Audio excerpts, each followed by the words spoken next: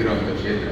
ಆದರೆ ಮೈಸೂರು ಮತ್ತು ಕೊಡಗು ಅಂದರೆ ಯಾವುದು ಕಾಸ್ಮೋಪಾಲಿಟನ್ ಸಿಟಿ ಇಲ್ಲೇ ಇರ್ತಕ್ಕಂಥದ್ದು ಕ್ಷೇತ್ರದಲ್ಲಿ ನಮ್ಗೆ ಯಾವುದೇ ಒಂದು ಪರಿಚಯ ಮಾಡೋ ಅವಶ್ಯಕತೆ ಇಲ್ಲವೇ ಇಲ್ಲ. ಅದಕ್ಕೆಂದರೆ ಮೈಸೂರು ಮತ್ತು ಕೊಡಗು ಅಂದಿದ್ದು ಕೂಡಲೇ ಅವ್ರಿಗೆ ಗೊತ್ತಾಗುತ್ತೆ ಎಲ್ಲಿದೆ ಅದರ ಇತಿಹಾಸ, ಅದರ ಒಂದು ಸಂಪೂರ್ಣವಾದಂಥ ಏನು ಇಂಪಾರ್ಟೆನ್ಸ್ ಇದೆ ಅದೆಲ್ಲರಿಗೂ ಕೂಡ ಗೊತ್ತಿದೆ.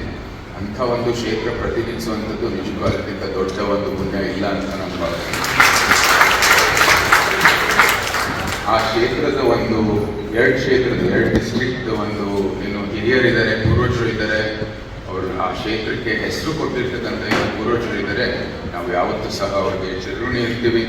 ಅವರಿಂದನೇ ನಾವು ಅವರ ಒಂದು ಒಳ್ಳೆಯ ಆದರ್ಶಗಳನ್ನು ನಾವು ಎತ್ತಿಡಿದು ಮುಂದುವರಿಬೇಕಾಗಿರ್ತಕ್ಕಂಥದ್ದು ಎಲ್ಲಕ್ಕಿಂತ ಮುಖ್ಯ.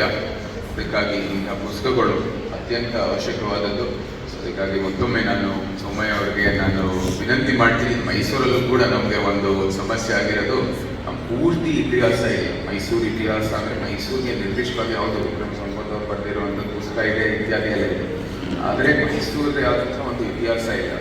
ನನಗೆ ನನ್ನ ಒಂದು ಕೊಡಗು ಬಗ್ಗೆ ಒಂದು ಇತಿಹಾಸ ಓದೋದಕ್ಕೆ ಹೋದರೆ ಅದರದ್ದು ಆದಂಥ ಒಂದು ನಿರ್ದಿಷ್ಟವಾದಂಥ ಒಂದು ಒಳ್ಳೆಯ ಇತಿಹಾಸ ಎಲ್ಲರಿಗೂ ಸುಲಭವಾಗಿ, ಅಂದರೆ ಒಂದು ಸ್ಕಂದ ಪುರಾಣದ ಒಂದು ಕಾವೇರಿ ಮಹಿಮೆ ಏನಿದೆ ಅದರಿಂದ ಹಿಡಿದು ನಂತರ ಮತ್ಸ್ಯದೇಶ ಏನು ನಮ್ಮ ಸಾಂಸ್ಕೃತಿಕ ಒಂದು ಇತಿಹಾಸ ಇದೆ ಕೊಡಗುವಲ್ಲಿ, ನಂತರ ಚಂದ್ರವರ್ಮ ಅವರು ಮತ್ತು ಕದಂಬರು ಅಂದರೆ ನಮ್ಮ ದಾಖಲೆ ಆಗಿರ್ತಕ್ಕಂಥ ಇತಿಹಾಸದಲ್ಲಿ ಕಂಗಾಲ್ವರು ಎಲ್ಲರೂ ಕೊಡಗು ಆಳ್ತಾ ಇರ್ತಕ್ಕಂಥ ಸಮಯದಲ್ಲಿ ಅವರು ಯಾವ ರೀತಿ ತಮಿಳರ ಜೊತೆಗೆ ಮತ್ತು ಕರಾವಳಿ ಭಾಗದ ನಾಯಕರ ಜೊತೆಗೆ ಒಂದು ಹೊಂದಾಣಿಕೆ ಇಟ್ಕೊಂಡು ಕೊಡಗುಗೆ ಅವ್ರದೇ ಆದಂಥ ಸ್ವಾಯತ್ತತೆ ಇಟ್ಕೊಂಡು ನಂತರ ಇಡೀ ಇತಿಹಾಸದಲ್ಲಿ ಒಂದು ಒಳ್ಳೆ ಸಂಬಂಧ ಇಟ್ಕೊಂಡು ಕರ್ನಾಟಕದಲ್ಲಿ ಅಂದರೆ ಮೇನ್ಲ್ಯಾಂಡಲ್ಲಿ ಆಳ್ತಾ ಇರ್ತಕ್ಕಂಥ ರಾಜ್ಯದ ಜೊತೆ ಒಳ್ಳೆಯ ಸಂಬಂಧ ಇಟ್ಕೊಂಡು ಯಾವ ರೀತಿ ಮುಂದುವರಿತಾ ಬಂದಿದ್ರು ಅಂತ ಬೋತ್ ಡಿಪ್ಲೊಮಸಿ ಆ್ಯಂಡ್ ಯಾವಾಗ ಅವರು ಬಂದು ಇನ್ಕರ್ಷನ್ ಮಾಡ್ತಾ ಇದ್ರು ಅದನ್ನ ಯಾವ ರೀತಿ ರಕ್ಷಣೆ ಮಾಡ್ತಾ ಇರುವಂಥ ಒಂದು ಒಳ್ಳೆಯ ಇತಿಹಾಸ ಬೇಕಾಗಿದೆ. ಯಾಕಂದರೆ ಸಂಪೂರ್ಣವಾಗಿ ಅದು ಬರೀ ASI ರೆಕಾರ್ಡಲ್ಲಿದೆ. ಅದು ಇತಿಹಾಸದ ಒಂದು ತಜ್ಞರು ಓದುವಂಥದ್ದು ಭಾಳ ಡ್ರೈ ಆಗಿರ್ತಕ್ಕಂಥದ್ದು ಪುಸ್ತಕನೂ ಅಲ್ಲ, ನಿಜಕ್ಕೂ ಒಂದು ದಾಖಲೆ ಆರ್ಟಿಕಲ್. ಆದರೆ ಇತಿಹಾಸ ನಮಗೆ ಇಂಥ ಒಂದು ಪುಸ್ತಕದಲ್ಲಿ ಬೇಕಾಗಿರೋದು ನಿಜಕ್ಕೂ ಅವಶ್ಯಕವಾದದ್ದು. ಮೈಸೂರಲ್ಲೂ ಕೂಡ ಇದು ಸತ್ಯ, ನಮ್ಮಲ್ಲೂ ಕೂಡ ಅದಿಲ್ಲ. ಸೊ ಇಬ್ಬರು ಕೂಡ ಸೇರಿ ಇವತ್ತು ಒಂದು ಒಳ್ಳೆ ಕೆಲಸ ಮಾಡಬೇಕಾಗಿದೆ. ಬಡವ ಸಮಾಜ ಬೆಂಗಳೂರು ಕೂಡ ಇದಕ್ಕೆ ಒಂದು ಪ್ರೇರಣೆ ಕೊಡ್ಬೋದಾಗಿದೆ.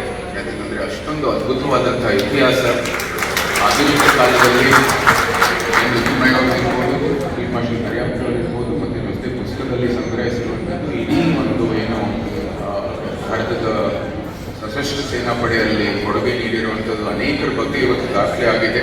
ನಮಗೆ ಭಾಳ ಸಂತೋಷದ ಸಂಗತಿ. ಅದಕ್ಕೆ ಒಂದು ಹಿನ್ನೆಲೆ ಇದೆ, ಅದಕ್ಕೆ ಒಂದು ಪ್ರೇರಣೆ ಇದೆ, ಅದಕ್ಕೆ ಒಂದು ಸಂಪ್ರದಾಯ ಇದೆ. ಅದರದ್ದು ಕೂಡ ಒಂದು ಒಳ್ಳೆ ದಾಖಲೆ ಆಗಬೇಕಾಗಿರ್ತಕ್ಕಂಥದ್ದು ನಿಜವಾದಂಥ ಸತ್ಯ ಸಂಗತಿಗಳು ಒಂದು ಏನು ದಾಖಲೆ ಆಗಲಿ ಅಂತ ನಮ್ಮೆಲ್ಲರ ಒಂದು ಆಸೆ. ಸೊ ಆ ನಿಟ್ಟಿನಲ್ಲೂ ಕೂಡ ಒಂದು ಒಳ್ಳೆಯ ಪುಸ್ತಕ ಬರಲಿ. ನಮಗೆ ಇದೆಲ್ಲ ರಿಸರ್ಚ್ ಮಾಡಿದರೆ ASI ಮೂಲಕನೇ ಸಿಕ್ಕಿತ್ತು ನಮಗೆಲ್ಲ. ಆದರೆ ಅದು ಓದೋದಕ್ಕೇ ಒಂದು ಸ್ವಲ್ಪ ಕಷ್ಟ ಆಗುತ್ತೆ. ಕೂತ್ಕೊಂಡು ಓದೋದು ಇತಿಹಾಸದ ಒಂದು ಒಳ್ಳೆಯ ಪುಸ್ತಕ ನಮಗೆ ಒಳ್ಳೆ ಆಥರ್ ಬರೆಯುವಂಥದ್ದು ಕೆಲಸ ಆಗಬೇಕಾಗಿದೆ. ನಾನು ಅದನ್ನು ಕೂಡ ಈ ಸಂದರ್ಭದಲ್ಲಿ ವಿನಂತಿ ಮಾಡ್ತಾ, ನಾನು ಇನ್ನು ಫೀಲ್ಡ್ ಮಾರ್ಷಲ್ ಕರಿಯಪ್ಪನವ್ರ ಬಗ್ಗೆ, ತಿಮ್ಮಯ್ಯನವ್ರ ಬಗ್ಗೆ ಏನು ಹೇಳೋ ಅವಶ್ಯಕತೆ ಇಲ್ಲ. ಎಲ್ಲರಿಗೂ ಇದು ತಿಳಿದಿರ್ತಕ್ಕಂಥ ಸಂಗತಿ. ಅವ್ರ ಕೊಡುಗೆ, ಅವರ ಏನು ಇಡೀ ವೃತ್ತಿ ಯಾವ ರೀತಿ ಮುಂದುವರಿತು, ಅದರ ಸಂಪೂರ್ಣವಾದಂಥ ಎಲ್ಲ ಸಂಗತಿಗಳು ಎಲ್ಲರಿಗೂ ಚೆನ್ನಾಗಿ ಗೊತ್ತಿದೆ. ನಾನು ಇಷ್ಟೇ ಹೇಳಕ್ಕೆ ಇಷ್ಟಪಡ್ತೀನಿ. ಮೈಸೂರು ಅರಮನೆಯೂ ಕೂಡ ಏನಾದರೂ ಒಂದು ಸಂಪರ್ಕ ಮಾಡಬೇಕಾಗಿತ್ತು ಕೇಂದ್ರ ಸರ್ಕಾರ. ಸಾಮಾನ್ಯವಾಗಿ ಅವಾಗೆಲ್ಲ ಇದು ಅಕ್ಸೆಷನ್ ನಡೀತಾ ಇತ್ತು ಸ್ವಾತಂತ್ರ್ಯ ಸಮಯದಲ್ಲಿ 47ನಲ್ಲಿ. ನಂತರ ಮರ್ಜರು ಕೂಡ 50ಯಲ್ಲಿ ಆಯಿತು. ನಂತರ 56ಲ್ಲಿ ರಿಆರ್ಗನೈಸೇಷನ್ ಆಫ್ ಸ್ಟೇಟ್ಸು ಆಯಿತು. ಆ ಸಂದರ್ಭದಲ್ಲಿ ಫೈಸಲ್ ಅಲಿ ಕಮಿಷನ್ನು ಮಹಾರಾಜಕ್ಕೆ ಬಂದು ಈ ಮೈಸೂರು ಸಂಸ್ಥಾನಕ್ಕೆ ಈ ಎಲ್ಲ ರಾಜ್ಯಗಳು ನಾವು ಒದಗಿಸಬೇಕು, ಕೊಡಗು ಕೂಡ ಒದಗಿಸಬೇಕು ಅಂತ ಏನೋ ಒಂದು ಚರ್ಚೆ ನಡೀತಾ ಇತ್ತು. ಆವಾಗ ಒಂದು ಮೀಡಿಯೇಟರ್ ಆಗಿ ಆಯ್ತು ಜನರಲ್ ತಿಮ್ಮಯ್ಯ ಅಥವಾ ಫೀಲ್ಡ್ ಮಾರ್ಷಲ್ ಕರಿಯಪ್ಪನವರೇ ಬರ್ತಾ ಇದ್ರು. 3-4 ಸತಿ ಸುಮ್ಮನೆ ಬಂದು ಹೋಗ್ತಾ ಇದ್ದಾರೆ. ಯಾಕಂದರೆ ಅವ್ರಿಗೂ ಕೂಡ ಇದು ಯಾವ ರೀತಿ ಪ್ರಸ್ತಾಪ ಮಾಡಬೇಕು ಅಂತ ಗೊತ್ತಾಗಿಲ್ಲ. ಮಹಾರಾಷ್ಟ್ರಗಳು ಕೂಡ ಗೊತ್ತಿತ್ತು, ಆದರೆ ಅವರು ಕೂಡ ಸುಮ್ಮನೆ ಇದ್ದರು. ಯಾಕಂದರೆ ಚರ್ಚೆ ಮಾಡುವಾಗ ಇಂಥ ಎಲ್ಲ ಒಂದು ಸುಮ್ಮನೆ ಒಂದು ಸಣ್ಣ ಏನು ಸೂಕ್ಷ್ಮವಾದಂಥ ರಾಜಕೀಯ ನಡೆಯುತ್ತೆ. ಸೊ ಇದು ಜನರಲ್ ತಿಮ್ಮಯ್ಯನವರು 3 ಸತಿ ಬಂದಿದ್ರು. ಅವರೆಲ್ಲ ಮನೆಯಲ್ಲಿ ಒಳ್ಳೆ ಸ್ವಾಗತ ನೀಡಿ ಬಂದರು. ಒಳಗಡೆ ಯಾವುದೇ ಚರ್ಚೆಯಿಂದ ನೀವು ಹೇಗಿದ್ದೀರಾ, ಅವ್ರು ಹೇಗಿದ್ದೀರಾ ಅಂತ ಯಾವುದೇ ರೀತಿಯಾದ ನಿಜವಾದಂಥ ಏನು ಉದ್ದೇಶ ಇತ್ತು, ರಿಆರ್ಗನೈಸೇಷನ್ ಇರ್ಬೋದು, ಮರ್ಜರ್ ಇರ್ಬೋದು, ನಂತರ ಕೇಂದ್ರ ಮತ್ತು ಮೈಸೂರು ಸಂಸ್ಥಾನಕ್ಕೆ ನಡುವೆ ಏನೇನು ಒಂದು ಆ ಸಮಯದಲ್ಲಿ ಏನು ಭಾರತ ದೇಶಕ್ಕೆ ನಾವು ಮೈಸೂರನ್ನು ಒದಗಿಸುವಂಥ ಸಂದರ್ಭದಲ್ಲಿ ಕೆಲವು ಸೂಕ್ಷ್ಮತೆಗಳೆಲ್ಲ ಇತ್ತು. ಅದನ್ನ ಚರ್ಚೆ ಮಾಡೋ ಉದ್ದೇಶದಿಂದ ಬಂದು ಅವರಿಬ್ಬರಲ್ಲಿ ಒಂದು ಯಾವ ರೀತಿಯ ಒಂದು ಫ್ರೆಂಡ್ಶಿಪ್ ಪ್ರಶಸ್ತಿ ಅಥವಾ ಒಂದು ಅವಾರ್ಡ್ಗಿಂತ ಮೀರಿರ್ತಕ್ಕಂಥ ವೃತ್ತಿಗಳಿರುತ್ತೆ, ಕೊಡುಗೆಗಳಿರುತ್ತೆ. ಆದರೂ ಸಹ ಇದು ಒಂದು ಪ್ರಾಮಾಣಿಕವಾಗಿರ್ತಕ್ಕಂಥ ಬೇಡಿಕೆ. ನಮ್ಮ ಸಹೋದ್ಯೋಗಿಗೂ ಕೂಡ ನಾವು ವಿನಂತಿ ಮಾಡೋಣ, ಜೊತೆಗೆ ಈ ಒಂದು ಪ್ರಸ್ತಾಪ ಅಲ್ಲಿ ಕೇಂದ್ರಕ್ಕೆ ಮುಗಿಸೋದಕ್ಕೆ ನಾವು ಪ್ರಯತ್ನ ಮಾಡೋಣ. ಮತ್ತು ಯಾವ ರೀತಿ ಅದು ಮುಂದುವರಿಬೇಕು ಅಂತ ನಮ್ಮ ಎಲ್ಲ ಕೇಂದ್ರದ ನಾಯಕರ ಜೊತೆಗೆ ಚರ್ಚೆ ಮಾಡೋ ಮೂಲಕ ನಾವು ಪ್ರಸ್ತಾಪ ಮಾಡುವಂಥ ಕೆಲಸ ಮಾಡ್ತೀವಿ ಅಂತ ಸಂದರ್ಭದಲ್ಲಿ ಹೇಳ್ತಾ, ಜೊತೆಗೆ ಇವತ್ತು ನೀವು ಮ್ಯಾನ್ ಆನಿಮಲ್ ಕಾನ್ಫ್ಲಿಕ್ಟ್ ಅಂದರೆ ನಮ್ಮ ವನ್ಯಜೀವಿ ಮಾನವ ಸಂಘರ್ಷದ ಬಗ್ಗೆ ಹೇಳಿದ್ದೀರ. ಸತ್ಯ, ನಾವು ಕೂಡ ಇದು ಅನೇಕ ಬಾರಿ ಇದನ್ನು ಪ್ರಸ್ತಾಪ ಮಾಡಿದ್ದೀವಿ. ಇದನ್ನ ಬಗೆಹರಿಸೋದಕ್ಕೆ ನಾವು ಏನೋ ಒಂದು ಪ್ರಯತ್ನ ಮಾಡಬೇಕಾಗಿದೆ ಹೇಳಿ. ಆದರೆ ನಾನು ಕೆಲವರು ಕೇಂದ್ರದ ಮೇಲೆ ಗೂಬೆ ಕೂರ್ಸೋಕೆ ಹೋಗ್ತಾರೆ. ನಾನು ಇಲ್ಲಿ ರಾಜ್ಯದ ಮೇಲೆ ನಾನು ಯಾವುದೇ ರೀತಿ ಆರೋಪ ಆಗ್ತಾ ಇಲ್ಲ. ಆದರೂ ಸಹ ರಾಜ್ಯದಿಂದಾನೇ ಪ್ರಸ್ತಾಪ ಹೋಗಬೇಕಾಗಿದೆ. ಅಲ್ಲಿ ಹೋದರೆ ನಾವು ಅಲ್ಲಿ ಕೇಂದ್ರದಲ್ಲಿ ಪ್ರಪೋಸಲ್ ನಾವು ಮುಂದುವರಿಬೋದು. ನಾವು ಹೇಳಿದ್ದೀವಿ, ಸುಮಾರು ಕೊಡಗಲ್ಲೇ 294 ಕಿಲೋಮೀಟರು ಗಡಿ ಭಾಗ ಇದೆ. ಅರಣ್ಯ ಮತ್ತು ನಮ್ಮ ಕೊಡಗಿನ ಒಂದು ಎಸ್ಟೇಟ್ಗಳಿರ್ಬೋದು, ಅದು ಜನರು ವಾಸ ಆಗಿರ್ತಕ್ಕಂಥ ಜಾಗಗಳಿರ್ಬೋದು. ಅದನ್ನೇ ನಾವು ರಕ್ಷಣೆ ಮಾಡಬೇಕಂದ್ರೆ ಅಷ್ಟೊಂದು 294 ಕಿಲೋಮೀಟರ್ ಒಂದು ಬ್ಯಾರಿಕೇಡಿಂಗ್ ಮಾಡೋದಕ್ಕೆ ಇವತ್ತು ಒಂದು ಬೇಡಿಕೆ ಇದೆ. ಸೊ ಪೂರ್ತಿ ಒಂದು ಒಳ್ಳೆ ಪ್ರಪೋಸಲ್ ಸ್ಟೇಟಿಂದ ಬರಬೇಕಾಗಿದೆ. ಅದಕ್ಕೂ ಕೂಡ ನಿಮ್ಮ ಒಂದು ಸಹಕಾರ ಇರಲಿ. ಕೊಡುವ ಸಮಾಜದಲ್ಲಿ ನಾವು ಕೂಡ ರಾಜ್ಯದ ಜೊತೆಗೆ ನಾವು ಮುಂದುವರಿಯುವಂಥದ್ದು ಪ್ರಯತ್ನ ಮಾಡ್ತೀವಿ ಅಂತ ಈ ಸಂದರ್ಭದಲ್ಲಿ ಹೇಳ್ತಾ, ಜೊತೆಗೆ ನೀವು ಹೇಳಿದಂಥದ್ದು OBCದು ಆಗಲೇ ಆ ಪ್ರಶ್ನೆ ನಾವು ಎತ್ತಿದ್ದೀವಿ ಪಾರ್ಲಿಮೆಂಟಲ್ಲಿ. ಅದನ್ನು ಕೂಡ ಪ್ರಸ್ತಾಪ ರಾಜ್ಯದಿಂದಾನೇ ಬರಬೇಕಾಗಿದೆ. OBC ಪಟ್ಟಿಯಲ್ಲಿ ಸೇರಿಸೋದಕ್ಕೆ ಎಲ್ಲ ಒಂದು ಅರ್ಹತೆ ಇದ್ರೂ ಸಹ ಪ್ರಕ್ರಿಯೆಯನ್ನು ನಾವು ಪಾಲಿಸಬೇಕಾಗಿದೆ. ಅದು ರಾಜ್ಯದಿಂದಾನೇ ಹೋಗಬೇಕಾಗಿರ್ತಕ್ಕಂಥದ್ದು. ಅದು ಹೋದರೆ ನಾವು ಫಾಲೋ ಅಪ್ ಮಾಡ್ಬೋದಾಗ ಕೇಂದ್ರದಲ್ಲಿ ಮಾಡ್ಬೋದು. ಸೊ ಅದಕ್ಕಾಗಿ ನಿಮ್ಮೆಲ್ಲರ ಒಂದು ಸಹಕಾರ ಈ ಮೂರಲ್ಲೂ ಕೂಡ ಇರಲಿ.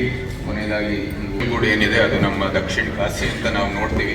ಅದೇ ರೀತಿ ನಮ್ಮ ಕೊಡಗು, ನಮ್ಮ ಹಿಮಾಲಯಗಳು ಮತ್ತು ಆ ಋಷಿಕೇಶ್ ಅಂತ ನಮ್ಮ ಭಾವನೆ. ಸೊ ಅದಕ್ಕಾಗಿ ಆ ಕಾವೇರಿ ರಕ್ಷಣೆಗಾಗಿ ನಾವು ಎಲ್ಲ ರೀತಿಯ ಒಂದು ಸಿದ್ಧತೆ ಮಾಡೋದಕ್ಕೆ ಇವತ್ತು ಹಲವಾರು ಪತ್ರಿಕೆಗಳು ಬರೆದಿದ್ದೀವಿ.